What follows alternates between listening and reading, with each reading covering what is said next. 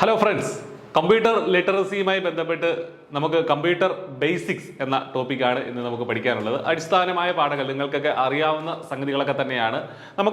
ഒന്നുകൂടെ റിഫ്രഷ് ചെയ്ത് തേച്ച് മിനുക്കി എടുക്കാം നമ്മുടെ മെമ്മറിയിലുള്ളതും പണ്ട് പഠിച്ചിട്ടുള്ളതുമായ കാര്യങ്ങളൊക്കെ. ഓക്കെ, നമ്മൾ ദൈനംദിന ജീവിതത്തിൽ നമ്മളെല്ലാവരും കമ്പ്യൂട്ടറുകളൊക്കെ യൂസ് ചെയ്യുന്നവരാണ് ഏതെങ്കിലുമൊക്കെ വിധത്തിൽ, അല്ലേ? നമ്മുടെ കയ്യിലുള്ള സ്മാർട്ട് വാച്ചിനെ പോലും നമുക്കൊരു മിനി കമ്പ്യൂട്ടറായിട്ട് പറയാം. കമ്പ്യൂട്ടറിന്റെ ക്ലാസിഫിക്കേഷൻ സമയത്തൊക്കെ നമുക്കത് ചർച്ച ചെയ്യാം, അല്ലേ? അതുകൂടാതെ ലാപ്ടോപ്പോ അല്ലെങ്കിൽ മൊബൈൽ ഫോണോ ഒക്കെ നമ്മൾ കമ്പ്യൂട്ടർ എന്നുള്ള ഗണത്തിൽ പെടുത്താം. അപ്പോൾ കമ്പ്യൂട്ടർ എന്ന് പറയുമ്പോൾ നിങ്ങളുടെ മനസ്സിൽ ആ സോ കോൾഡ് ഈ കാണുന്ന ഈ ഒരു ചിത്രത്തിലുള്ള സംഗതി മാത്രമല്ല ഇന്നത്തെ കാലത്ത് കമ്പ്യൂട്ടർ എന്നുള്ള നിലയിൽ ഡിഫൈൻ ചെയ്യപ്പെടുന്നത് എന്നുള്ള കാര്യങ്ങൾ മനസ്സിലാക്കുക. ഓക്കെ, നമ്മൾ കമ്പ്യൂട്ട് ചെയ്യാനായിട്ട് ഉപയോഗിക്കുന്ന അല്ലെങ്കിൽ നമ്മൾ ഒരു ഡിജിറ്റലായിട്ട് യൂസ് ചെയ്യുന്ന എല്ലാ കാര്യങ്ങളെയും നമുക്ക് ഒരു മെമ്മറി ഒക്കെ ഉള്ള എല്ലാ കാര്യങ്ങളെയും നമുക്ക് എന്ത് ചെയ്യാം, നമുക്ക് കമ്പ്യൂട്ടർ എന്ന് നമുക്ക് വിളിക്കാനായിട്ട് സാധിക്കും. ഓക്കെ, അപ്പോൾ അതിന്റെ ബേസിക് ആയിട്ടുള്ള ഫണ്ടമെന്റൽ ആയിട്ടുള്ള ചില കാര്യങ്ങളിൽ നിന്ന് വേണമല്ലോ നമ്മൾ എല്ലാ കാര്യങ്ങളും സ്റ്റാർട്ട് ചെയ്യാനായിട്ട്. ഇവിടെയും അങ്ങനെ തന്നെ ചെയ്യാം. ഏറ്റവും ബേസിക് ആയിട്ടുള്ള കാര്യങ്ങൾ തന്നെ നോക്കി നമുക്ക് മുന്നോട്ട് പോകാം. Okay, a computer is a general purpose machine commonly accepts, stores, manipulates and generates data as numbers, text, graphics, voice, video files or electrical signals in accordance with the instructions called a program. Okay,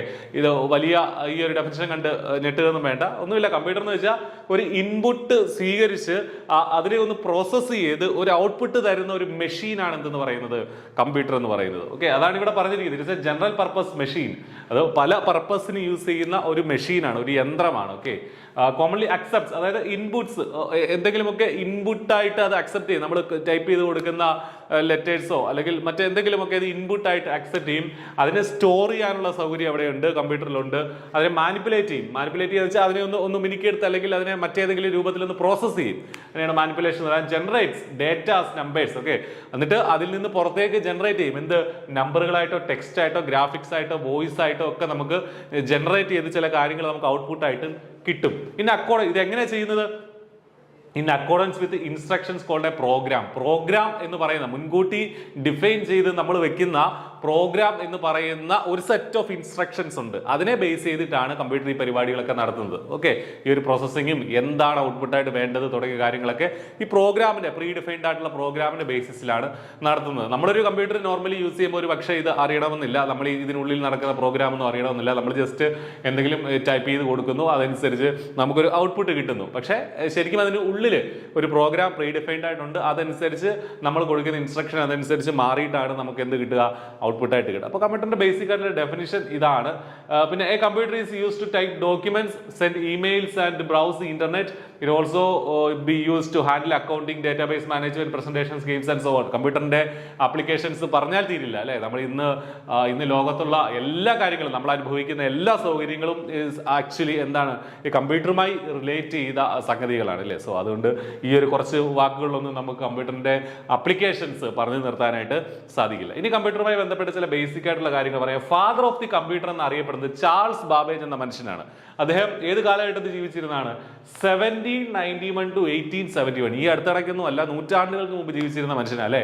1791. ഇപ്പൊ 2000 ഒക്കെ കഴിഞ്ഞു, 2 നൂറ്റാണ്ട് മുമ്പ് ജീവിച്ചിരുന്ന ആളാണ് Charles Babbage എന്ന് പറയുന്ന കക്ഷി. ഓക്കെ, അപ്പൊ ആ കാലത്ത് കമ്പ്യൂട്ടറിന്റെ ഏറ്റവും ബേസിക് ആയിട്ടുള്ള രൂപം അദ്ദേഹം ഉണ്ടാക്കി എന്നുള്ളതാണ്. അപ്പൊ ആലോചിച്ച് നോക്കണം, ഇപ്പോഴും കമ്പ്യൂട്ടറിന്റെ രംഗത്ത് ഒരുപാട് റെവല്യൂഷൻസ് നടന്നുകൊണ്ടിരിക്കുന്നതേ ഉള്ളൂ. ഒരു 10 വർഷം മുമ്പ് നമ്മുടെ ഉണ്ടായിരുന്ന ടെക്നോളജി അല്ല ഇപ്പോൾ ഉള്ളത്. ഇപ്പോൾ ഉള്ള ടെക്നോളജിയെ ആയിരിക്കില്ല ഒരു 5 വർഷം കഴിഞ്ഞിട്ടുണ്ടാവുക, അല്ലെ?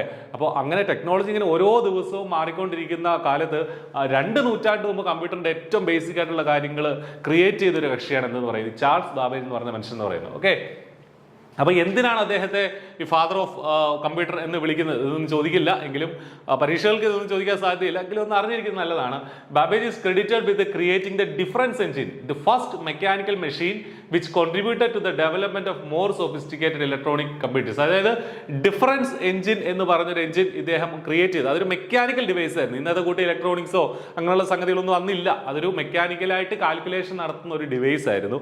സോ അതിനെയാണ് അദ്ദേഹം, അത് ഇപ്പോഴത്തെ കമ്പ്യൂട്ടറിന്റെ ഒരു ഇലക്ട്രോണിക് കമ്പ്യൂട്ടറിന്റെ ഏറ്റവും ബേസിക് ആയിട്ടുള്ള ഒരു രൂപമായിരുന്നു ഈ പറഞ്ഞ ആ ഡിഫറൻസ് എഞ്ചിൻ എന്ന് പറയുന്നത്. അനലിറ്റിക്കൽ എഞ്ചിൻ ഒക്കെ അദ്ദേഹം ക്രിയേറ്റ് ചെയ്യാനായിട്ട് ശ്രമിച്ചിരുന്നു. ഓക്കെ, സോ അതുകൊണ്ടാണ് ഇദ്ദേഹത്തെ ഫാദർ ഓഫ് ദി കമ്പ്യൂട്ടർ എന്ന് വിളിക്കുന്നത്. ഇനി father of the modern computer Allen Turing എന്ന് പറഞ്ഞ വ്യക്തിയാണ് father of the modern computer, ആധുനിക കമ്പ്യൂട്ടറിന്റെ പിതാവ് എന്ന് പറയുന്നത് അലൻ ട്യൂറിംഗ്. അതായത് നമ്മൾ ഇന്ന് കാണുന്ന കമ്പ്യൂട്ടറിന്റെ രൂപത്തിലുള്ള സംഗതികളുടെയൊക്കെ ഒരു പ്രീഡിഫൈൻഡ് അല്ലെങ്കിൽ ഏറ്റവും ആദ്യം ആ രൂപം ഉണ്ടാക്കിയെടുത്തത് ആരാണ്? ഈ പറഞ്ഞ അലൻ ട്യൂറിംഗ് ആണ്. അദ്ദേഹം ഒരു വലിയ പ്രോഗ്രാം വിദഗ്ധനായിരുന്നു അല്ലെ. ആദ്യകാലത്തെ ഒരു പ്രോഗ്രാം വിദഗ്ധനായിരുന്നു. അതുകൊണ്ടാണ് അദ്ദേഹത്തെ father of the modern computer എന്ന് വിളിക്കുന്നത്. അദ്ദേഹത്തിന്റെ ജീവിതകാലം 1912 to 54 ആണ്. അധികം പ്രായമൊന്നും ഇല്ലാതെ അദ്ദേഹം മരിച്ചു. പക്ഷേ നമ്മുടെ അടുത്ത ഈ ഒരു നൂറ്റാണ്ടിൽ ജീവിച്ചിരുന്ന കഴിഞ്ഞ നൂറ്റാണ്ടിൽ 1912 മുതൽ 57 വരെ ജീവിച്ചിരുന്ന ആളാണ് ഈ പറഞ്ഞ അലൻ ട്യൂറിംഗ് എന്ന് പറയുന്നത്. ഇനി basic architecture of the computer എന്ന് വെച്ചാൽ ഇപ്പൊ നമുക്കറിയാം കമ്പ്യൂട്ടർ എന്ന് പറഞ്ഞാൽ അതിനകത്ത് എന്തൊക്കെയുണ്ട്? അതിനകത്തൊരു CPU ഉണ്ടാവും, ഏറ്റവും പ്രധാനപ്പെട്ട യൂണിറ്റ് ഉണ്ടാവും, പിന്നെ അതിനൊരു ഔട്ട്പുട്ട് ഡിവൈസ് ഉണ്ടാവും, അതിനൊരു ഇൻപുട്ട് ഡിവൈസ് ഉണ്ടാവും. അതിനെയാണ് നമ്മൾ കമ്പ്യൂട്ടറിന്റെ ആർക്കിടെക്ചർ എന്ന് പറയുന്നത്. സോ അത്തരം ഒരു ബേസിക് ആർക്കിടെക്ചർ ആദ്യമായി ക്രിയേറ്റ് ചെയ്തത് ജോൺ വോൺ ന്യൂമാൻ എന്ന് പറഞ്ഞ ആളാണ്, എന്ന് പറഞ്ഞ സയന്റിസ്റ്റ് ആണ് ജോൺ വോൺ ന്യൂമാൻ. ഓക്കെ, അദ്ദേഹം ജീവിച്ചിരുന്ന കാലഘട്ടം 1900 ഇയർ തെറ്റാണ്, 89 ആണ്, 47 to 89. ഹിസ് കമ്പ്യൂട്ടർ 49 അല്ല, അത് തെറ്റാണ്. His computer architecture design consists of a control unit, arithmetic and logic unit, memory unit, registers and inputs and outputs. Okay, അപ്പോൾ അതായത് ഈ രൂപത്തിൽ ഈ ഒരു കൺട്രോൾ യൂണിറ്റ് ഉണ്ട്, അതിനകത്തൊരു ALU ഉണ്ട്, അതിനകത്തൊരു മെമ്മറി യൂണിറ്റ് ഉണ്ട്, രജിസ്റ്ററും ഇൻപുട്ടും ഔട്ട്പുട്ടും ഒക്കെ അടങ്ങിയ ഒരു ആർക്കിടെക്ചർ രൂപപ്പെടുത്തിയത് ആദ്യമായിട്ട് ആരാണ്? ജോൺ വോൺ ന്യൂമാൻ എന്ന് പറഞ്ഞ ശാസ്ത്രജ്ഞനാണ്. Okay, this design is still used in most computer produced. ഇപ്പോഴും ഇതേ ഡിസൈൻ ആണ് നമ്മൾ യൂസ് ചെയ്ത് വരുന്നത്. ഓക്കെ, അതുകൊണ്ടാണ് father of basic architecture of computer ആദ്യമായി രൂപപ്പെടുത്തിയ ആളായിട്ട് ജോൺ വോൺ ന്യൂമാനെ നമ്മൾ കൺസിഡർ ചെയ്യുന്നത്. അടുത്തതായിട്ട് ഫസ്റ്റ് പ്രോഗ്രാമർ, ആദ്യത്തെ പ്രോഗ്രാമറായി കൺസിഡർ ചെയ്യുന്നത് ലേഡി അഡ ലവ്ലേസ്.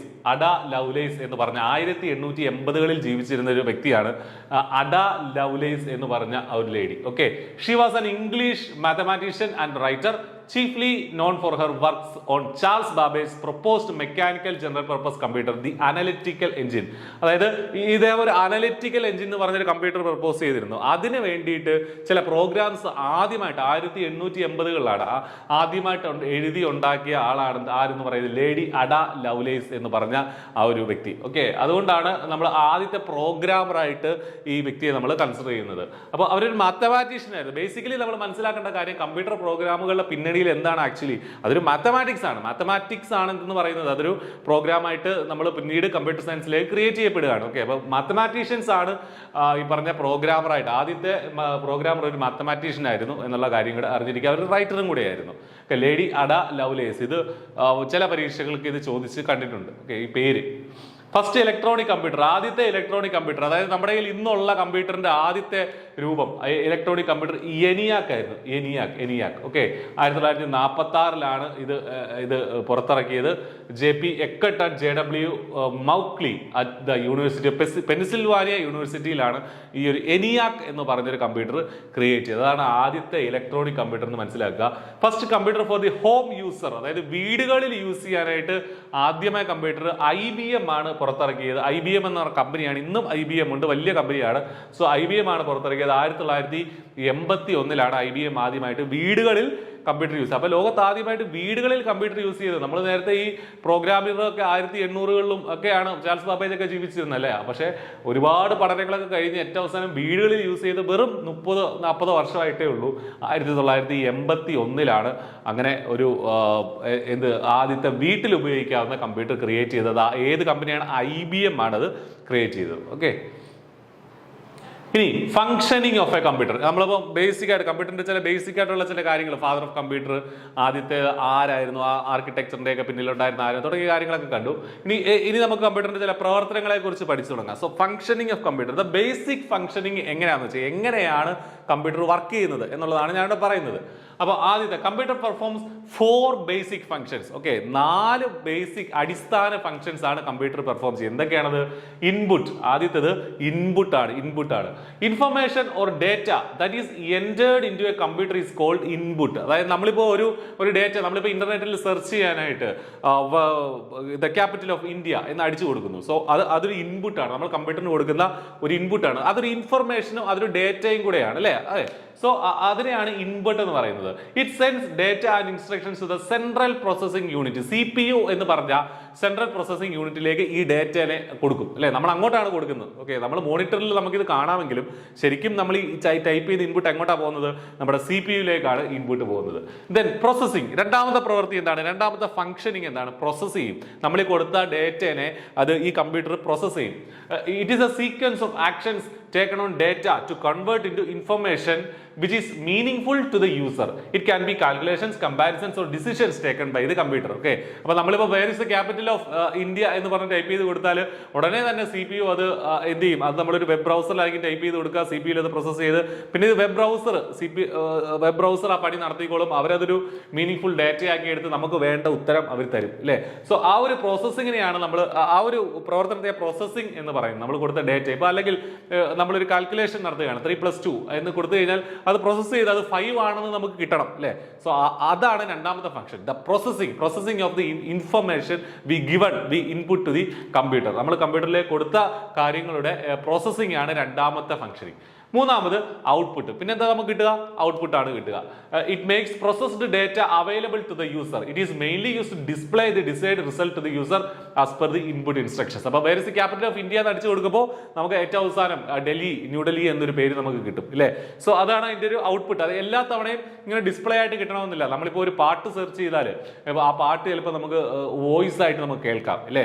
അല്ലെങ്കിൽ നമ്മളൊരു ഇപ്പോൾ ഒരു പ്രിന്റ്, ഏതെങ്കിലും ഒരു സംഗതി പ്രിന്റ് എടുക്കണം എന്ന് ഉദ്ദേശിച്ചാൽ നമുക്കൊരു പ്രിന്റർ വഴി പുറത്തേക്ക് വരും അല്ലെ. അങ്ങനെ പലതരത്തിൽ ഔട്ട്പുട്ട് നമുക്ക് കിട്ടും. ഡിസ്പ്ലേ ആയിട്ട് കിട്ടും, വോയിസ് ആയിട്ട് കിട്ടും, അല്ലെങ്കിൽ പ്രിന്റ് ആയിട്ട് കിട്ടും. പല രീതിയിൽ നമുക്ക് ഔട്ട്പുട്ട് കിട്ടാറുണ്ട്. സോ 3 പ്രോസസ്സുകളാണ് ബേസിക് ആയിട്ട്. 3 കാര്യങ്ങൾ ഇപ്പൊ നമ്മൾ പറഞ്ഞു കഴിഞ്ഞു. എന്തൊക്കെയാണ്? ഇൻപുട്ട് ചെയ്തു, പ്രോസസ്സിംഗ് നടത്തി, പിന്നെ ഔട്ട്പുട്ടും കിട്ടി. ഇതിന്റെ ഇടയ്ക്ക് നടക്കുന്ന മറ്റൊരു സംഗതികളുണ്ട്, സ്റ്റോറേജ്.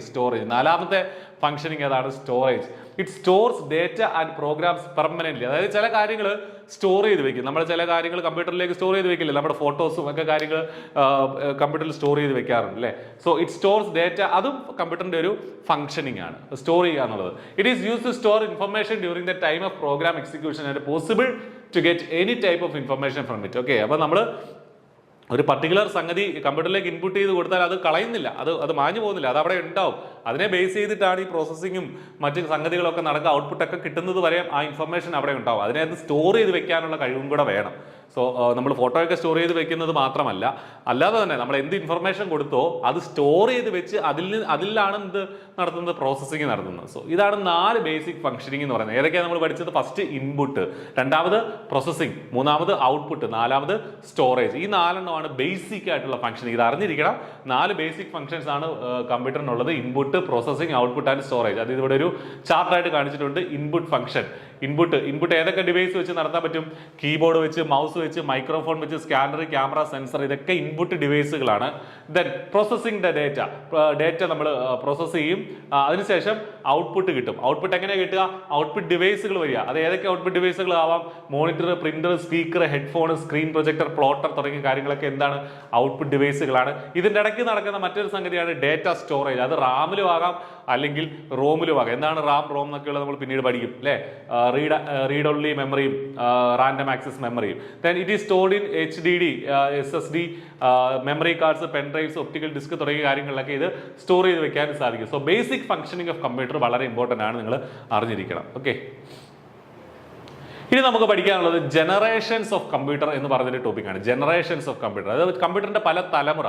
ശരിക്കും ജനറേഷൻസ് എന്ന് പറയുമ്പോൾ എന്താണ്? നമ്മളിപ്പോൾ മനുഷ്യരുടെ കേസിലാണെങ്കിൽ ഒരു ജനറേഷൻ, നമ്മളിപ്പോൾ ഈ നൂറ്റാണ്ടിലെ ഒരു ജനറേഷൻ അല്ലെങ്കിൽ പുതിയ ജനറേഷൻ എന്നൊക്കെ പറയാറുണ്ട്. അത് ആളുകൾ ഇങ്ങനെ പുതിയ കാലം മാറിപ്പോയിക്കൊണ്ടിരിക്കും തോറും പുതിയ ആളുകൾ ഇങ്ങനെ വരുന്നതാണ് അല്ലേ. സോ അതിനെയാണ് നമ്മൾ ജനറേഷൻ എന്ന് പറയുന്നത്. അതേസമയം കമ്പ്യൂട്ടറിന്റെ കേസിൽ എങ്ങനെയാണ് ജനറേഷൻ എന്ന് പറയുന്നത്? കമ്പ്യൂട്ടറിന്റെ കേസിൽ ഒരു ടെക്നോളജി, ഒരു മേജർ ടെക്നോളജിക്കൽ ചേഞ്ച് ഉണ്ടാവുമ്പോഴാണ് നമ്മൾ എന്ത് പറയുക? പുതിയൊരു ജനറേഷനിലേക്ക് എത്തി എന്ന് പറയുക. ഇപ്പോൾ മൊബൈൽ ഫോണിന്റെ കേസിലൊക്കെ ആണെങ്കിൽ പണ്ട് നമുക്ക് എന്ത് പറയാം? അതൊരു നമ്മുടെ കയ്യിൽ ഉണ്ടായിരുന്നത് സ്മാർട്ട് ഫോൺ അല്ലാതുള്ള ഫോണായിരുന്നു അല്ലെ. അതിനുശേഷം പെട്ടെന്ന് ഇത് സ്മാർട്ട് ഫോണിലേക്ക് കൺവേർട്ട് ചെയ്യപ്പെടുകയാണ്. സോ അതൊരു ജനറേഷൻ ചേഞ്ച് ആയിരുന്നു അല്ലെ. അങ്ങനെ കമ്പ്യൂട്ടറിന്റെ കേസിൽ നമുക്ക് ജനറേഷൻ ചേഞ്ച് പറയാം, അതിനകത്ത് ഉപയോഗിക്കുന്ന പ്രധാനപ്പെട്ട ഡിവൈസുകളുടെ ബേസിൽ. സോ അതിനെ നമ്മൾ ജനറേഷൻ ചേഞ്ച് എന്ന് പറയുന്നത്. അതിന്റെ മേജർ ടെക്നോളജിക്കൽ ചേഞ്ച്, ഒരു പ്രധാന ടെക്നോളജിക്കൽ ചേഞ്ച് വന്നിട്ടുണ്ടെങ്കിൽ അതിനെ നമ്മൾ ഒരു ജനറേഷൻ ചേഞ്ച് ഉണ്ടായി എന്ന് നമ്മൾ പറയും. സോ ഫസ്റ്റ് ജനറേഷൻ എന്ന് പറയുന്നത് 1946 മുതൽ 1959 വരെയുള്ള ഷോർട്ട് ടൈമിനെ നമ്മൾ എന്ത് പറയുക? ഫസ്റ്റ് ജനറേഷൻ കമ്പ്യൂട്ടേഴ്സ് എന്ന് പറയുക. അതിൽ ഉപയോഗിച്ചിരുന്ന ടെക്നോളജിയാണ് ഏറ്റവും ഇമ്പോർട്ടൻ്റ് ആയിട്ട് പഠിക്കേണ്ടത്. വാക്വം ട്യൂബ്സ് ആയിരുന്നു ഫസ്റ്റ് ജനറേഷൻ ഓഫ് കമ്പ്യൂട്ടേഴ്സിൽ യൂസ് ചെയ്തിരുന്നത്. അപ്പോൾ ആദ്യത്തെ ജനറേഷനിൽ യൂസ് ചെയ്ത ടെക്നോളജി ഏതായിരുന്നു? Vacuum tubes. This generation of computers worked on machine language that is a language of zeros and ones and is used to vacuum tubes as components of memory. Memory component ആയിട്ട് ഏതാ use ചെയ്തിരുന്നത്? Vacuum tubes ആയിരുന്നു. ഇന്നതില്ല, ഇന്നത് use ചെയ്യുന്നില്ല. So ഈ vacuum ട്യൂബുകൾ use ചെയ്ത കമ്പ്യൂട്ടറിനെയാണ് first generation of computer എന്ന് ഉള്ളത് ഓർത്തിരിക്കുക. ഈ ഒരു കമ്പോണന്റ് വളരെ ഇമ്പോർട്ടന്റ് ആണ്. വാക്വം ട്യൂബ്സ് ഉള്ളത് ഫസ്റ്റ് ജനറേഷനിൽ അതാണ് യൂസ് ചെയ്യുന്നത്. അപ്പോൾ അതിൽ യൂസ് ചെയ്ത ലാംഗ്വേജ് മെഷീൻ ലാംഗ്വേജ് ആയിരുന്നു. സീറോസ് ആൻഡ് വൺസ്, അതായിരുന്നു ഡിജിറ്റൽ അല്ലായിരുന്നു, സീറോസ് ആൻഡ് വൺസ് ആയിരുന്നു അതിൽ യൂസ് ചെയ്തുകൊണ്ടിരുന്നത്. ഈ എക്സാമ്പിളൂടെ അറിഞ്ഞിരിക്കണം. Mark 1, the IBM automatic sequence control calculator named mark 1. IBM-ന്റെ കമ്പ്യൂട്ടർ ആയിരുന്നു ആ മാർക്ക് 1 എന്നുള്ളത്. ഒരു കാൽക്കുലേറ്റർ ആയിരുന്നു basically. Then ENIAC, electronic numerical integrator and computer. ഇതാണ് ENIAC-ന്റെ ഫുൾ ഫോം. നമ്മൾ നേരത്തെ കണ്ടിട്ടുണ്ട്, ENIAC ആദ്യമേ കണ്ടിരുന്നു അല്ലേ? സോ ENIAC-ന്റെ ഫുൾ ഫോം കൂടെ അറിഞ്ഞിരിക്കുക, electronic numerical integrator and computer. ഇതൊക്കെ ഫസ്റ്റ് ജനറേഷൻ ഓഫ് കമ്പ്യൂട്ടേഴ്സ് ആണ്. ഫസ്റ്റ് ജനറേഷൻ ഓഫ് കമ്പ്യൂട്ടേഴ്സ് ആണ്. ദെൻ ഫസ്റ്റ് ഇലക്ട്രോണിക് കമ്പ്യൂട്ടർ നമ്മൾ പഠിച്ചതാ ENIAC-ന്റെ case. UNIVAC, universal automatic computer. EXAC, electronic delay storage automatic computer. EDVAC, electronic discrete variable automatic computer. So ഇതിന്റെ ഒന്നും expansion അറിഞ്ഞില്ലെങ്കിലും ഈ പേരുകളൊക്കെ ഒന്ന് അറിഞ്ഞിരിക്കുക. അപ്പൊ mark 1, ENIAC, UNIVAC, EXAC, EDVAC എന്നൊക്കെ പറഞ്ഞാൽ ഇത് ഫസ്റ്റ് ജനറേഷൻ ഓഫ് കമ്പ്യൂട്ടേഴ്സ് ആയിരുന്നു. ഓക്കെ, ഒരു പക്ഷേ നമ്മളോട് ചോദിച്ചേക്കാം EDVAC ഇത് ഏത് ജനറേഷനിൽപ്പെട്ട കമ്പ്യൂട്ടർ ആണെന്ന് ചോദിച്ചേക്കാം. അത് ഫസ്റ്റ് ജനറേഷൻ ഓഫ് കമ്പ്യൂട്ടേഴ്സ് ആണെന്നുള്ള കാര്യം അറിഞ്ഞിരിക്കുക. അപ്പൊ ഫസ്റ്റ് ജനറേഷൻ ഓഫ് കമ്പ്യൂട്ടേഴ്സ് എന്ന് പറഞ്ഞാൽ ഇത്തരം കാര്യങ്ങളാണെന്ന് അറിഞ്ഞിരിക്കുക. ഇതിന്റെ എക്സാമ്പിളും ഒന്ന് മാർക്ക് ചെയ്ത് പഠിക്കുക. The first generation of computers were large and occupied large spaces, almost a room size. ഒരു റൂമിന്റെ അത്ര വലിപ്പം ഉണ്ടായിരുന്നു ആദ്യത്തെ ജനറേഷൻ ഓഫ് കമ്പ്യൂട്ടർ. ഇപ്പൊ നമുക്ക് കൈ കൊണ്ട് കിടക്കാവുന്ന കമ്പ്യൂട്ടറുകളായി അല്ലേ?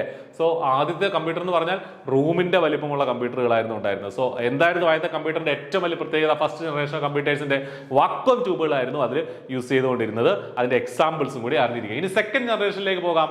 സെക്കൻഡ് ജനറേഷൻ എന്ന് പറഞ്ഞാൽ 1959 മുതൽ 1965 വരെയുള്ള വർഷങ്ങളെ, ചെറിയൊരു കാലഘട്ടത്തിൽ ഉണ്ടായിരുന്ന കമ്പ്യൂട്ടറുകളെ നമ്മൾ സെക്കൻഡ് ജനറേഷൻ എന്ന് പറയുക. അതിനകത്ത് ഏറ്റവും പ്രധാനപ്പെട്ട ടെക്നോളജി എന്ന് വെച്ചാൽ ട്രാൻസിസ്റ്റർ ബേസ്ഡ് ആയിരുന്നു. അതായത് വാക്വം ട്യൂബ്സ് എന്തായിട്ട് മാറി? ട്രാൻസിസ്റ്റേഴ്സ് ആയി മാറി. ട്രാൻസിസ്റ്റേഴ്സ് ഒക്കെ നമ്മൾ ചിലരെങ്കിലും ഒക്കെ കണ്ടിട്ടുണ്ടാവും. ട്രാൻസിസ്റ്റേഴ്സ് നമുക്ക് പരിചിതമായ ഒരു വസ്തുവാണ്. ഓക്കെ, സോ വാക്വം ട്യൂബുകൾ മാറി അവിടെ എന്തായിട്ട് മാറി? അവിടെ ട്രാൻസിസ്റ്ററുകളായി. അതായിരുന്നു മേജർ ചേഞ്ച്. അതുകൊണ്ടാണ് ട്രാൻസിസ്റ്ററുകൾ യൂസ് ചെയ്ത കമ്പ്യൂട്ടറുകളെ നമ്മൾ എന്ത് പറയും? സെക്കൻഡ് ജനറേഷൻ കമ്പ്യൂട്ടേഴ്സ് എന്ന് പറയും. അപ്പൊ ഇവിടെ എന്താ പറയാ? The vacuum tube was replaced by transistors. അതാണ് ഏറ്റവും മേജർ ആയിട്ടുള്ള point. The input of these computers was higher level languages like COBOL and FORTRAN. അതായത് മെഷീൻ ലാംഗ്വേജിൽ നിന്ന് മാറി കുറച്ചുകൂടെ ഹയർ ലെവൽ ലാംഗ്വേജുകൾ വന്നു. ഏതാ? ഈ കമ്പ്യൂട്ടറുകളിൽ. അതേതാ? കൊബോള്, ഫോർട്രാൻ തുടങ്ങിയ ഹയർ ലെവൽ ലാംഗ്വേജുകളാണ് ഇവിടെ യൂസ് ചെയ്തിരുന്നത്. ഓക്കെ, ഇൻപുട്ട് ആയിട്ട് വന്നിരുന്നത്. Examples of second generation computers include IBM 1620, IBM 7094, CDC 1604, CDC 3600, etc. ഈ എക്സാമ്പിൾ കൂടി നിങ്ങളൊന്ന് അറിഞ്ഞിരിക്കണം. ഈ 4 എക്സാമ്പിൾ പഠിച്ചു വയ്ക്കുക.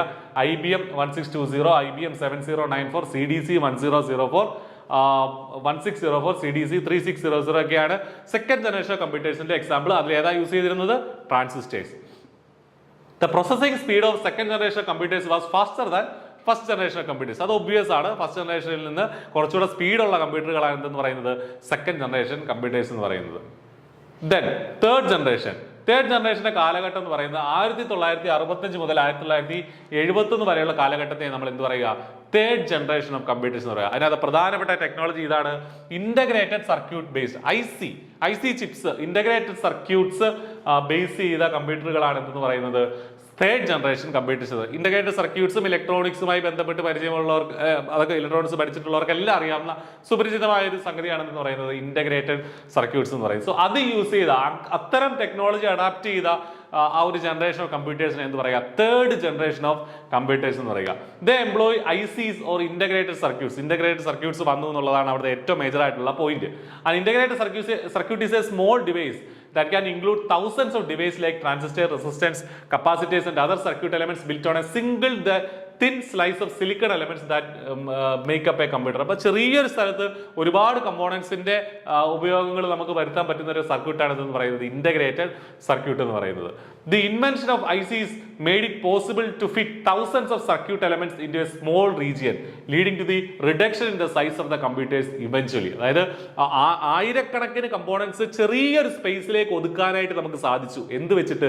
IC വെച്ചിട്ട്, ഇന്റഗ്രേറ്റഡ് സർക്യൂട്ടുകൾ വെച്ചിട്ട് ഒരുപാട് കമ്പോണൻസിനെ നമുക്ക് ചെറിയൊരു സ്പേസിലേക്ക് ഒതുക്കാനായിട്ട് സാധിച്ചു. അതുകൊണ്ട് തന്നെ കമ്പ്യൂട്ടറുകളുടെ സൈസ് വളരെ വളരെ ചുരുങ്ങി. അതായത് വലിയൊരു റൂമിന്റെ സൈസ് ഉണ്ടായിരുന്നു ആദ്യത്തെ ജനറേഷന്, രണ്ടാമത്തെ ജനറേഷനും ഏകദേശം അതേ സൈസ് കിട്ടുക. പക്ഷേ തേർഡ് ജനറേഷൻ ആയപ്പോൾ വളരെ ചെറിയ കമ്പ്യൂട്ടറുകളിലേക്ക് നമുക്ക് മാറാനായിട്ട് സാധിച്ചു. ഇതിന്റെ കാലഘട്ടം കൂടി അറിഞ്ഞിരിക്കുക 1965 to 1971. അതിന്റെ എക്സാമ്പിൾസ് അറിഞ്ഞിരിക്കുക IBM 360 series, PDP or personal data processor, IBM 370, ICL 2900 ഒക്കെയാണ് എന്താണ് ഈ തേർഡ് ജനറേഷൻ ഓഫ് കമ്പ്യൂട്ടേഴ്സിന്റെ എക്സാമ്പിൾസ് ആയിട്ട് നമുക്ക് പറയാൻ സാധിക്കുന്നത്. Fourth generation, its period is 1971 to 1980. 1971 മുതൽ 1980 വരെയാണ് എന്തെന്ന് പറയുന്നത് ഫോർത്ത് ജനറേഷൻ ഓഫ് കമ്പ്യൂട്ടേഴ്സ് എന്ന് പറയുന്നത്. അതിന്റെ ഏറ്റവും പ്രധാനപ്പെട്ട ടെക്നോളജി ഇതാണ്, VLSI micro process based. Okay, VLSI micro പ്രോസസ്സറുകളാണ് ഈ ഒരു കമ്പ്യൂട്ടറിന്റെ ബേസ് എന്ന് പറയുന്നത്. VLSI മൈക്രോ പ്രോസസ്സേഴ്സ് വളരെ ഇമ്പോർട്ടന്റ് ആയിട്ടുള്ള സംഗതിയാണ്. The fourth generation of computers employed LSI large scale integration and VLSI technology named very large scale integrated circuits. അപ്പോൾ VLSI-യുടെ ഫുൾ ഫോം എന്താണെന്ന് നോക്കുക, very large scale integrated circuits എന്നുള്ളതാണ് VLSI-യുടെ ഫുൾ ഫോം. സോ അത് മൈക്രോ പ്രോസസർ ആണെന്നും കൂടെ അറിഞ്ഞിരിക്കുക. These circuits lead to the development of micro processors. അപ്പോൾ ഫോർത്ത് ജനറേഷനിലെ ഏറ്റവും ഇമ്പോർട്ടന്റ് ആയിട്ടുള്ള സംഗതി VLSI മൈക്രോ പ്രോസസേഴ്സ് ആണ് എന്നുള്ളത് ഓർത്തിരിക്കുക. Intel developed the first ever microprocessor, Intel 4004 chip invented by Ted Hoffer. അപ്പോൾ ഇന്റൽ ആണ് ആദ്യത്തെ ചിപ്പ് ഉണ്ടാക്കിയത്. ഇപ്പോൾ നമുക്കറിയാം ഇന്റൽ i3, i7 എന്നൊക്കെ പറഞ്ഞ് നമുക്കിപ്പോൾ അറിയാവുന്ന. അപ്പോൾ ആദ്യത്തെ ചിപ്പ് ഉണ്ടാക്കിയത്, ആദ്യത്തെ മൈക്രോ പ്രോസസർ ഉണ്ടാക്കിയത് ആരാണ്? ഇന്റൽ തന്നെയാണ്. ഇന്റൽ 4004 എന്നുള്ളതായിരുന്നു ആ ചിപ്പിന്റെ പേര്. Okay, Intel 4004. This led to the introduction of personal computers and the first personal computer or PC developed by IBM. അപ്പോൾ IBM ആണ് എല്ലാം ആദ്യമായിട്ട് ഉണ്ടാക്കുന്നത്, നേരത്തെ നമ്മൾ കണ്ടു.